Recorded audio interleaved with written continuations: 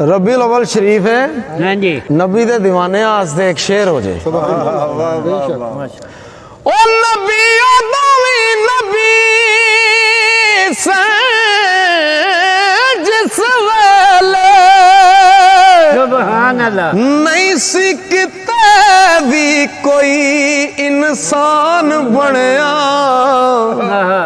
ते किवें जहान सारा किवें बनया दसा ओ मेरे नबी दे नूर चो जो बनया सुभान अल्लाह बनी जमी पावे आसमान बनया ए जमान बनया ए मकान बनया उसे नूर चो सारा जहान बनया सच दसा दीवाने रब दी सौ